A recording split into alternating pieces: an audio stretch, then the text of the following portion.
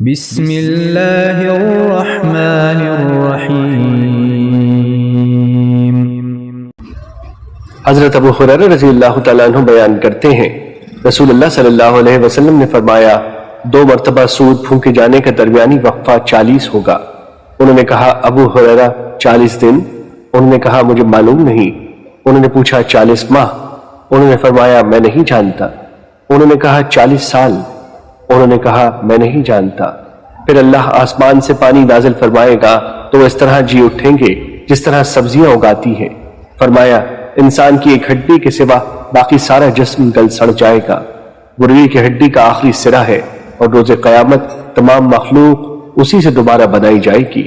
اور صحیح مسلم کی روایت میں ہے، فرمایا انسان کو مٹی کھا جائے گی، البتہ ریڑھ کی ہڈی کا آخری سرا باقی رہ جائے گا، اسی سے وہ پیدا کیا گیا اور اسی سے دوبارہ بنایا جائے گا۔ مشکوٰۃ المصابیح حدیث نمبر 5521۔ حضرت ابو ہریرہ رضی اللہ تعالیٰ عنہ بیان کرتے ہیں، رسول اللہ صلی اللہ علیہ وسلم نے فرمایا روز قیامت اللہ زمین کو مٹھی میں لے لے گا اور آسمانوں کو اپنے دائیں ہاتھ میں لپیٹ لے گا، پھر فرمائے گا میں بادشاہ ہوں، زمین کے بادشاہ کہاں ہیں؟